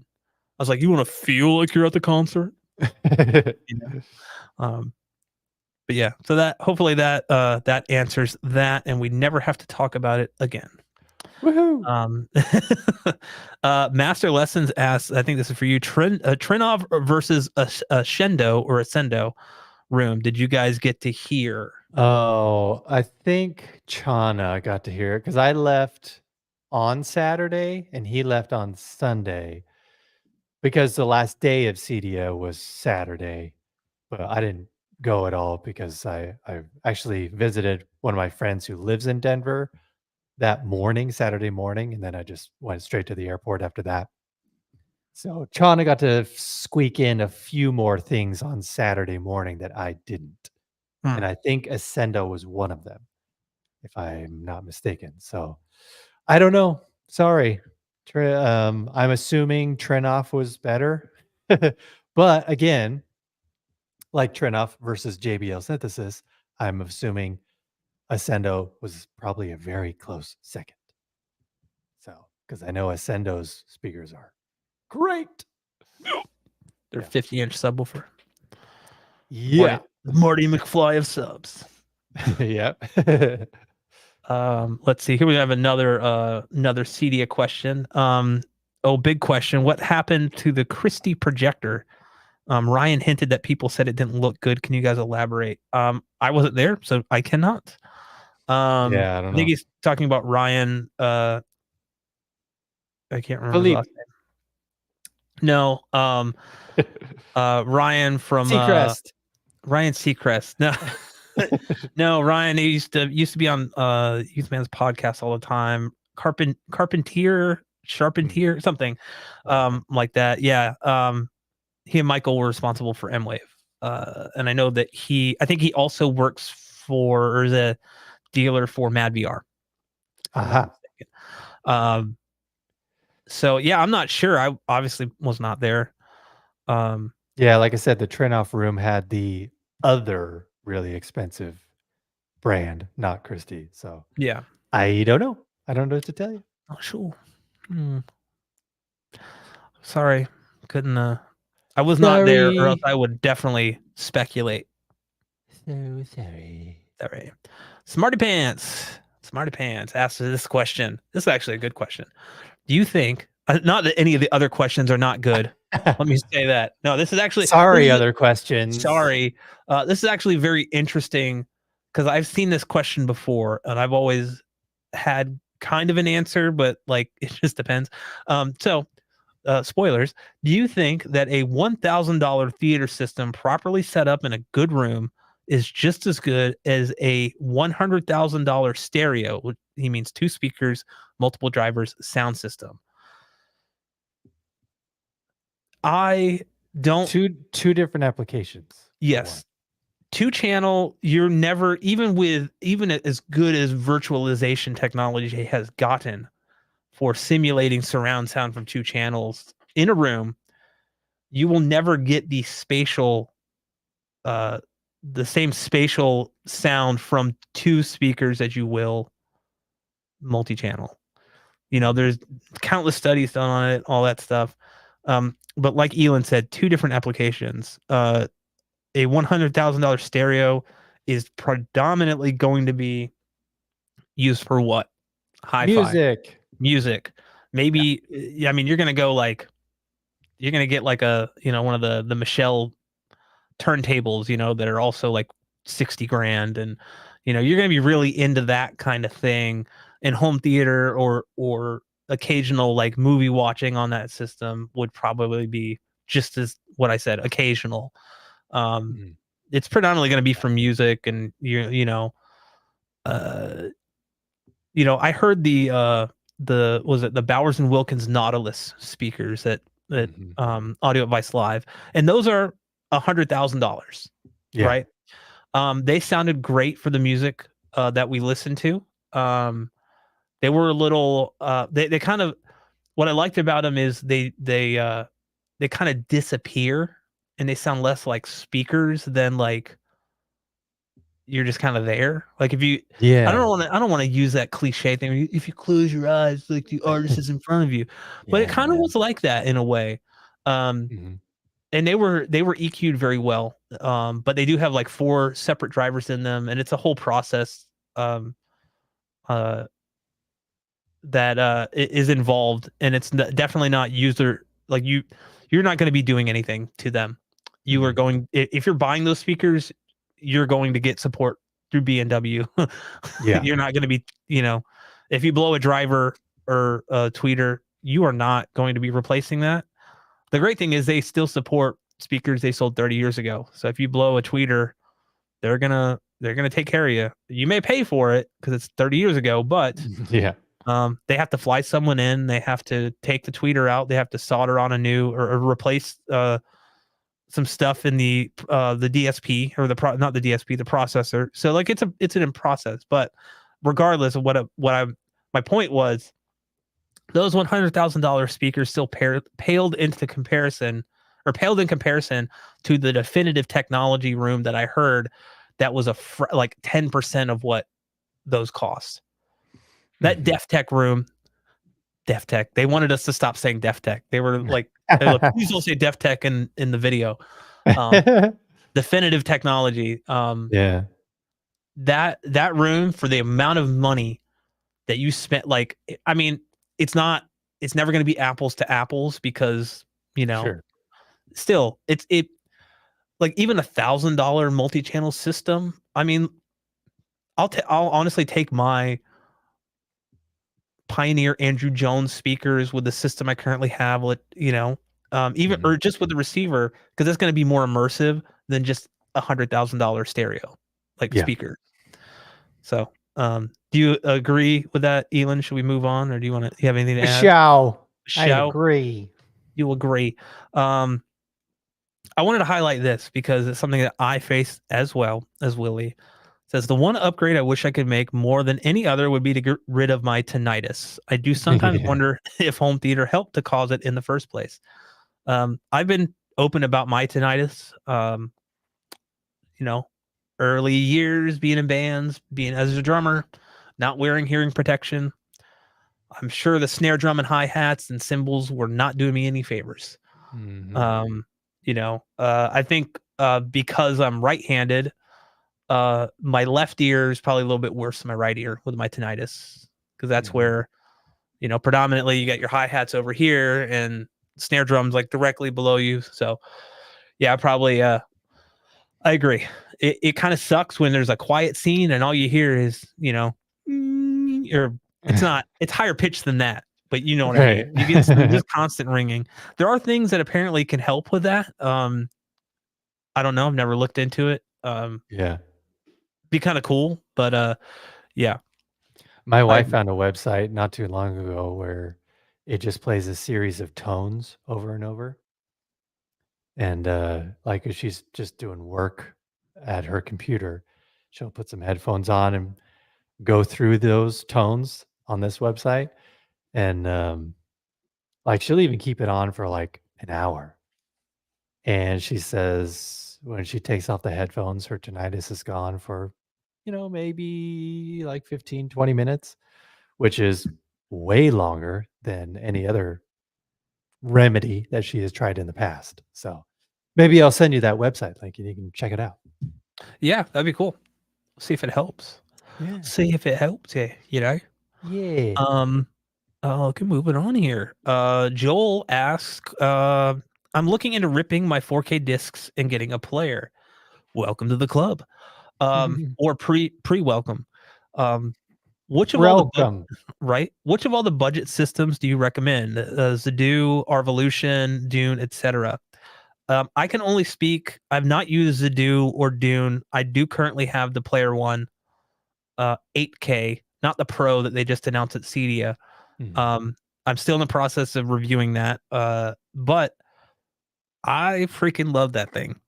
It Yeah. is, it is just, dude. It throws anything I have thrown at it. It has a really slick, like our video interface. Some people, I think, on the older models, like the older Zadoo, you actually have to pay for the our video thing. I'm not sure what that's about. True. Yeah. I've not looked into it too far, but I know on all the Arvolution players that are sold, it's included. So you don't have Mhm. to pay like a monthly fee or a subscription or something for this. I 'Cause as really as far as I know, they like, the people behind Arvolution created that. So I think that's why it's on all of their products, whereas the others, like Zadoo, they have to license to be able to use that. I think I misspoke. I don't think you can actually get that on Zadoo. I was talking about Zapedi, which is now Arvolution. Yeah. So like if you have an Well, older I think Zapedi I don't know. player, the R video application you have to pay for, I believe. Um, Um, I believe. Uh, so but but I can only what? Arvolution also came out with the Mini, so that's since he's asking about budget systems, um, Joel doesn't have to fork over a bunch of cash for the, like, main Arvolution media players. He might be able to get away with the Mini, because I That's think true. that's Also, Joel, if you're looking at setting up like if you have multiple like systems in your home, like if you have like your main system, but then you have like maybe a bedroom TV or living room TV. From what I understand, you could have like the player one, like you can have like a main system, but then use the mini to basically like read off of that server, so you can connect them together, and you don't need to add the movies. You only need the movies on one thing, on like Mhm, one device, and then you could use that mini player in any other room. It's kind of like how Kaleidoscape has their. I don't want to compare it to Kaleidoscape, but it's similar in that you have like your main server, and then you have all these. You can buy these like smaller players. mhm, Um, yeah, so like you basically don't. You just need to have your movies on one thing, and you could stream it over your network. Um, I'm sorry. I want to highlight this real quick. It made me laugh. The Lone Stranger said, "What's the guest name? His videos help me set up my mini DSP." I am Brad from Home Theater Gamer, and this is a. I'm actually not a guest. I am a co-host here. This is our 21st episode, believe it or not. I just thought it was Woo! funny, but yeah. I mean, I'm happy to be a guest and a co-host, but yeah. If it seems like I'm running the show here tonight by highlighting comments, it's because I am. So, but Bah! well, yeah, thank you for, but thank you. I'm glad the mini DSP video has helped you. I am working on an updated tutorial with some different techniques that I've learned over the years that have really helped me, and hopefully they will help you. And it's been a long time coming because people keep asking about um, Yeah. where the hell is it? Where is this updated tutorial? So yeah, it is coming. But yeah, I think I would highly recommend. I mean, it says a lot for me to recommend something, I guess. And I don't know, like the Arvolution coming from the Nvidia Shield, which don't even consider if you're looking for a high end player, because that you're gonna just so many issues with that, man. I've been Ooh, vocal about that and yeah. Plex on that thing, and yeah. Anyway, yeah. I think I honestly don't know that you can go wrong. They each have their pros and cons. If I can ever get in like a Zadoo or a Dune to also kind of put it up against the Arvolution, I would love to do that. Mhm. Um, I do like, and I don't know if the Zadoo or Dune have this feature, but like Arvolution, you could it has a drive bay in it, so you can throw in like I threw in an 8 terabyte drive, and other than having to figure out how to format it, which wasn't very intuitive, I'll mention that in the review. Um, Mm. because it's kind of based on an Android system. So you have to go in and format it on the Android side, I think, and then like I couldn't like it just wasn't even being recognized until I did that. So like you have Oh, to go into like the Android file system, which is in the settings, but like I didn't like I had to like poke around and figure it out. yeah. Um, but the ability to not really need a computer to get it all set up is really awesome. You do obviously Yeah. need some way to get movies from like your rips onto the system. Mhm. Um, and so you can either do that through the hard drive, like you can put them on a hard drive and transfer them that way, or it is network connected. So like literally on my PC, I can just type in the IP address of the Arvolution and have access to those like that drive. And I didn't have to set up any crazy like password or anything. It just automatic like my computer was like, oh, okay. I typed in the IP address and it automatically went there. Ooh, So nice. I was yeah, and I was able to transfer stuff over and no problem at all. It's fairly quick. Yay. But yeah, I would suggest he just update it instead of looking at a either a Zadoo Z9 X Pro or the Z20 Pro with a bay. I don't think you can go wrong going with anything with a bay in it. I know the player one 8K. I would if you're trying to max things out and want like the most storage you can get, I would look at like the maximum capacity of those if you care about that. Um, and see what like how big of a drive you can actually put in there, and if they have requirements in terms of speed, because some of Mm. them may have like, oh, you have to go with like a 7200 RPM drive, or you have to like you can put an SSD in there, I believe, but I just went with a Oh, mechanical hard drive. wow. So I know that the player one supports 32 terabytes, and then the new Pro has dual bays, so you get 64 terabytes of a max, which is crazy. I'm like, I haven't Yeah. even filled up the 8 terabyte, and I have a crap ton of stuff on there. It's amazing how much that thing can hold, man. Yeah. Um, what I will say this, what I also like about and this may be a feature that's important to you or not. I just wanted to mention it. What I have enjoyed about the Arvolution um, is one, you can disable all the upscaling, which I do because I find the upscaling to be overly sharpened. You can't adjust that. I wish they would let you. But they do use the new the VS10 Dolby codec, like Mm. Dolby Vision codec. So it will actually you can dynamically tone map SDR into Dolby Vision. So if you want to take like your like standard dynamic range TV shows, if you're into that, some people are purists, and I've just been kind of playing around with it. It does a good job of kind of faking HDR. So Oh, um, wow. I would actually equate it to Nvidia's new like AI HDR. Mhm. It looks very similar to that. And it just works. Like you can do HDR or Dolby Vision, like HDR10 or Dolby Vision. So if that's important to you, it might be a consideration. If not, you know, it's all right. Don't worry about it. And Lonely Stranger. Oh, I can't even talk. Lonely Stranger. No worries, man. I was just kind of giving you. I was kind of making a joke because it made me laugh, and thanks for making me laugh. Uh, some days are just you gotta laugh, man. You need to laugh. Yeah. You laugh. Life is hard. Um, But let's see, we got a few more questions here. We're getting close to our 2 hours. So guys, if you have a question you want it answered, we're gonna be wrapping up in about 10 minutes. Ask away, put a cue in the front, and we'll try to get to it before we wrap things up here. But we got we got currently 4 questions, but do some rapid fire questions here at the end.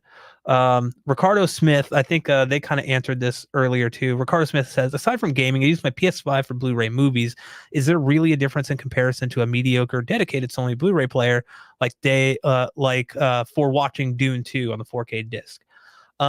There were some people that kind of posted. There can be a difference. Yeah. Started a good conversation in the comments. Yeah. So I think those. Yeah. Thanks, guys. They probably could answer it better than we can. So yeah, the biggest difference is Dolby Vision. So if you care about Dolby Vision, PS5 doesn't support that? Not for physical media, only for streaming, which is weird. So like you can't get Dolby Vision on your 4K discs, but you can get it on like Netflix, I believe. So could be wrong. weird. Could be wrong. I might actually be thinking about the Xbox. Maybe I don't think the PS5 supports Dolby Vision at all. Maybe I got to look that up. Don't quote me on that. Sorry, guys. It's been a long stream, okay? 2 hours is like so long. Hey, it's towards the end, man. You cut us some slack. Moving into James Cameron territory with that upscaling. You're right, man. You know, no, so here's the thing, right? I want to just bring this up because I'm in control, man. James Cameron. Here's the thing. I could turn it off at any time. It's a choice, right? Give someone an option to do it and let them decide. Don't tell me like James Cameron, don't tell me that I got to deal with this weird looking face in the background because you chose Peter Jackson's AI technology to upscale your Aliens movie. Okay? Just saying. No, I because I'm doing a review, I'll be honest with you. Because I'm doing a review, I have been playing around with that setting. It's a setting I would normally never use. But I did feel like some people, you know, want it mentioned or like might use it, might find it useful. I typically, if I'm watching it, like my wife and I have been watching Stargate, we watched a couple episodes in Dolby Vision. I didn't really find it any, like the peak highlights were blinding in certain scenes, but overall, like it was an SDR show. I'm gonna watch it mostly in SDR because that's just how I am. Yeah, I just give me it all, man. Give me it all. Give me the OG. Undoppable asks, review on the new SVS 17-inch sub when?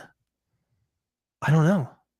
I don't know when they're going to start sending out units. Yeah. I did send an email to Nick to see. I still have a couple subs from them, so I'll probably need to send some of those back before. It just depends what their review pool looks like, who they're sending it out to, how many they have. Yeah. So I would love to review it though. I would love to see in my small room if 2 of those would replace all 4 of the subs that I have because they go down to like 8 hertz, right? Yeah. So like the only thing that you would miss out on going from 4 to 2 is not just headroom but seat to seat consistency. So like there's some dips in my room that 4 subs completely eliminate, but 2 would not. So yeah, sometimes more is better. Sometimes, yeah. Let's see. Stefan from the super chat earlier. If I only care about front soundstage, should I set my TV to PCM and use a center spread feature? Thanks. Since you have a 3.2.2, 3.1.2, you may find that it provides a better experience on certain content. It just depends. It's really something you got to play around with and see if it's set it and forget it, because you're just gonna with PCM you're only limited, I think, with the Apple TV to 2 channel, so you're not getting multi-channel PCM, right? So you're going to be up Right. mixing everything. Yeah. You want to choose Bitstream. Yeah. So I would say play around. If you predominantly use it for music, then 2 channel Mhm. maybe, and because you're going to be up mixing everything anyway. But otherwise, yeah, you may want to go to Bitstream unless you set it to Bitstream and it's just not like, I think I let my thing, like my thing, I let my Apple TV to kind of just say, hey, whatever this is, just send it out to the receiver and let the receiver handle it. Yeah. It's the way I normally do it. Um, let's see. Christopher Wilson. I almost said Christopher Walken says, Ah! what if you don't have, that's an awful Christopher Walken. What if you don't have REW, but you want good sound? What's the best tools to use then? Oh man. Your ears. Yeah. You're well, honestly, I mean, There's some stuff on your phone too. shameless plug since Chana is my buddy, but yeah, the um spatial audio calibration toolkit that they sell. Because that's the best thing you can get if all you have is your ears and you don't have a microphone to do frequency sweeps and all that stuff. Just because, Chana has a DJ background, so he wanted to find a way that he could also um, tune his room as best he could without anything but his ears. Yeah. Obviously, using the calibration toolkit with REW is going to be like a really good combo. But yeah, if you don't have it, then yeah, Yeah. spatialcd.com is where you'll get it. Undoppable says the magic beans. I've only used it a little bit. I had some issues with it initially, but I haven't been able to like go back to it. The problem I think with that is it is rather expensive. So if you don't have the cash to the coin to drop on it, you also like they do highly recommend getting like a microphone, like a UMic 1 or UMic 2 Yes. for that. So that's adding to the cost further. I don't know. Uh, so yeah, I think that's yeah, I would say that yeah, I mean I mean basically if you don't want to go out and buy like a bunch of equipment, I mean, and don't want to like dive into REW, I mean just doing things like setting distances manually, not relying on Odyssey to do it for you because they can get it wrong sometimes. Odyssey does a really like piss poor job of like actually aligning the speakers at the main listening position. What I found. So I think that it's kind of getting into doing some things manually. You can even buy like a cheap like SPL meter, just make sure it's got good reviews on Amazon, and set up your speakers that way. But without actual like REW and tools to look at like your frequency response, EQing your speakers are kind of like, eh, like you can't really do that stuff by ear. But Elon did mention like the spatial audio calibration toolkit does have a few tools in there for channel alignment that are actually really damn good, that allows you to do it by ear. That Mhm. surprised me. Yeah. But yeah, so yeah, I think that's all I got. That's all I got, bro. Me too. Right. So I think we're gonna end it there, guys. We hit our 2 hour quota. You've gotten us for 2 hours tonight. That's all that anybody really, really needs to handle us for at any given time. Even my wife's like, it's been 2 hours, leave. No, I'm kidding. I'm kidding. But You're yeah, done. we are gonna be hopefully doing this again next week. I don't know what day we're gonna do it on. Might be Tuesday for the next Yeah. or flip flopping on Tuesday and Thursdays for the next few weeks while Elon has his stuff going on with his family stuff. What to say? His family stuff. Family stuff, yes. Right. Do you have any closing comments, concerns, questions, Elon? Elon, as Nick from SVS called you?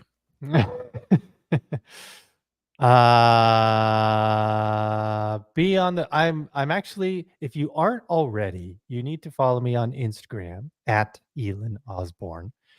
Because I struck a deal with Acoustics, and I am trying to, scratch their back as they scratch mine as well by doing a lot of collaborations with them. I am attempting, it's the goal to have at least one reel posted per day, to really grow both of our accounts exponentially, because that's what everybody says. If you want to grow Instagram a lot, they're still trying to compete with TikTok. So they're really putting all their effort into reels. So if you post a reel a day, you're going to see some growth, supposedly. So I'll be, collaborating with them. Follow Acoustics at Acoustics. Follow me at Elon Osborne, because I'll be doing a lot of content for them. But I mean, it's simultaneously content for my own account too. So it's the best of both worlds. So yeah, because I've really tried to get into the short form game with no success, or at least just I don't really know what I should post. But that's why it's in collaboration with Acoustics, because I'm going to be taking a lot of their articles that are on their website and just turning it into bite-sized little reels. Mm, So it's kind of nice that way, to where I don't have to like take so much time out of my day, being a father of 2 children and having a lovely wife and having family stuff and, extracurriculars to drive them around to, etc. So it's kind of nice being able to take something that's already existing and just being able to transition and turn that into a little reel. right. Wow. So yeah, it's pretty cool. Pretty cool. I'll obviously still be putting stuff on my YouTube channel. In fact, tomorrow I'll be releasing the review of Drive on 4K Blu-ray. I just got that, by the way. Yay! I've never seen it. If it sucks, I'm gonna request a refund from you. A Okay. refund. So yeah, so yeah, it's I'm trying to do a big push on short form content on Instagram. So follow me on there if you aren't already, and then obviously I'll still have my YouTube channel running at that same time. It's So awesome. that's that news. Heck yeah. I'll be attempting to release a video this weekend. Will be the Sofa Baton X1S unboxing and setup. Currently almost done with that edit there, and it's gonna be like a 25-minute video because there's a lot of setup in that one. Wow. Whoa, yeah. I haven't. I've actually shot that like 2 months ago. I haven't had time to edit it. So like some of these videos I've had for a while. I currently have about 5 videos just that need editing. So in addition Wow. to the mini DSP updated tutorial that I'll be shooting, as well as the multi QX tutorials. But I am going to do like an overview multi QX of like my impressions of it first, because I think it's worth talking about. Heck yeah, dude.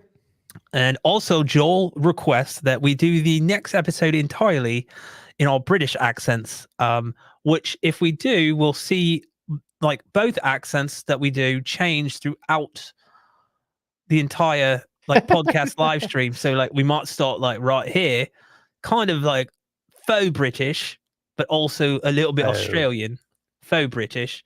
Um, and then by the end of it, I'll just turn into like Daniel Radcliffe in every interview you've ever seen him in. He's like, "Oh right, yeah, brilliant, yeah, okay." It's like just so excited, and so yeah. But yeah, we will maybe attempt doing that. I don't know how many people we want to piss off with that, but we can try. Yeah. Um, And we will simultaneously lose all of our followers yeah, no in one Great Britain. in Great Britain. We love everybody. Okay, maybe not everybody. Just anyway, I think that's going to do it.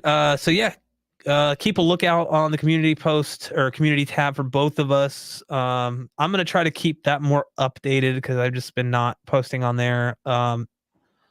And kind of let you guys know when the live stream, like with Elon and I, we're going to get better at communicating that stuff to each other, because normally it's the day before. Any topic Uh-huh. ideas for next Yeah. week?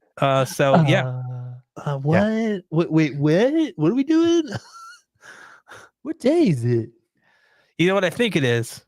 I think we just want to have fun with it, and thinking about it too much becomes work. Yeah, Yeah, and that's want to keep it right. fun. But we enjoy hanging out with each other, and also for you guys joining. Thank you so much. Yeah, thank you. Hands in the camera. It's Because a we're in 3D, people be freaking virtual out. virtual hug. Yeah. On that note, we it just got weird. We're gonna end it there. Thank you guys, and hopefully we'll see you here next week. Bye. Bye. Don't forget to subscribe. Click on the bell to get notifications if you haven't already. Don't forget to subscribe. Why else would you be watching our channels if you weren't subscribed? Oh, yeah, that's because most of the people that